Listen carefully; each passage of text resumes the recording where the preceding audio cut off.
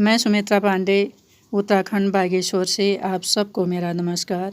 भारत में प्रबोधन पुनर्जागरण चैनल में आप सबका स्वागत है। नवंबर की 4 तारीख है, दीपावली आने वाली है। दीपावली की तैयारी चल रही है। इन दिनों पेंटर व्यस्त रहते हैं, तो अपनी सीढ़ियों में मेरे पुराने टाइल हैं तो इनमें पेंट मैं खुद कर रही हूँ। और हमारे कुमाऊँ में ऐपण बहुत महत्वपूर्ण माने जाते हैं। हर पर्व में ऐपण बनाए जाते हैं, लेकिन अब गेरू और बिश्वार की जगह पेंट के ऐपण बनते हैं, तो ये साल भर चल जाते हैं। बागेश्वर के काफलीगैर में सरकार द्वारा आयोजित किसान मेले से नए खाद बीजों की जानकारी के लिए किसान रथ जिला प्रशासन द्वारा रवाना किए जा रहे हैं, जो जनपद में घूमेंगे।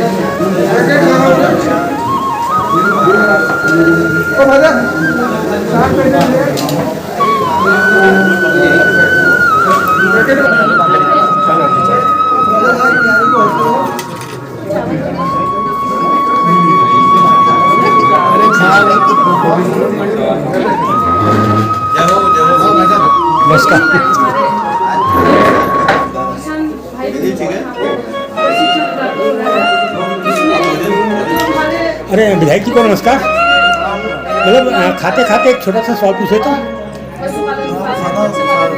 खाते खाते तो कृषि का सवाल है।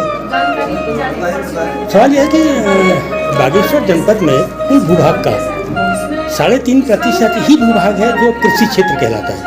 कुल भूभाग का इतने कम भूभाग वाले जनपद में जो एक राज्य आंदोलन की मांग थी कि कम से कम प्रत्येक जनपद में कुल भूभाग का 34% कृषि क्षेत्र हो।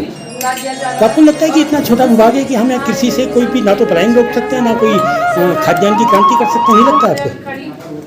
जो हमारे यहाँ भूभाग है बहुत कम जगह है और उसमें भी एक खेत कृषि का है, एक खेत कृषि का है। तो हमने विधानसभा के अंदर भी चकबंदी के लिए बात करी थी कि जो क्लस्टर जो बेस की बात हो रही है, तो इसीलिए जब तक क्लस्टर बेस में कोई काम नहीं किया जाएगा तब तक बहुत कठिन हो जाएगा। इसलिए हम सब लोगों को अगर जैविक खेती को बढ़ावा देना है और खेती को प्रॉपर तरीके से आगे बढ़ाना है तो क्लस्टर बेस पर हमको लाना होगा। एक बड़ी चकबंदी करके जो है एक ही चीज़ को अलग अलग स्थानों पर न लगाकर एक बड़े एरिया में लगाकर उसको बड़े पैदावार को हम बढ़ावा कर सकते हैं। तो इसलिए सबसे पहले तो पहाड़ों में चकबंदी का होना नितांत आवश्यक है। मतलब आप इस बात को मानते हैं कि कृषि क्षेत्र कम है, इसको बढ़ना चाहिए? कृषि क्षेत्र कम है और क्योंकि हमारे यहाँ फॉरेस्ट का ही ज़्यादा भूभाग है और यहाँ पर आप देखेंगे तो एक तरीके से हमारा जीवन जो है पूरे वनों पर ही आधारित है और खेती पाती कम होने के कारण से पशुपालन का काम ज़्यादा इस क्षेत्र के अंदर होता है।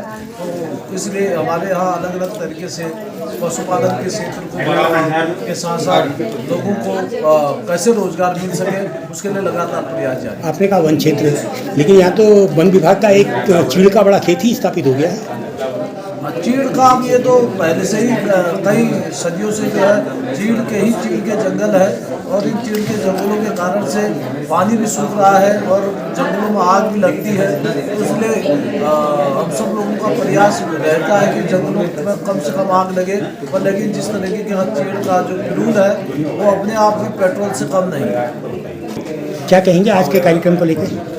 मैं आज के कार्यक्रम को जो किसानों का एक दिवसीय प्रशिक्षण यहाँ पर हो रहा है कृषि अनुसंधान क्षेत्र काफलीगैर में, और इसमें 150 किसान भाई बहन प्रशिक्षण प्राप्त कर रहे हैं और सरकार के द्वारा यहाँ पर जो चला रही विभिन्न योजनाओं का यहाँ पर स्टॉल लगाया गया। उसमें जो कृषि उत्पादन के जो औजार हैं या बीज हैं और सभी पशुपालन से संबंधित बीज दवाएं भी यहाँ पर लाए गए हैं और उससे अधिक किसानों को लाभ मिलेगा और यहाँ पर प्रशिक्षण प्राप्त कर जैविक खेती का अधिक से अधिक उपयोग कर हमारे किसान भाई बहन अपनी आय को दुगना बढ़ाने का अहम काम कर रहे हैं। मैं सभी किसान भाई बहनों को बहुत शुभकामनाएं देती हूँ, बधाई देती हूँ। इसी तरीके से हमारे केंद्र सरकार और राज्य सरकार के जन कल्याणकारी योजनाओं का वो अधिक से अधिक लाभ लें और हमारी सरकार के द्वारा किसानों की आय को दुगना करने का भी लगातार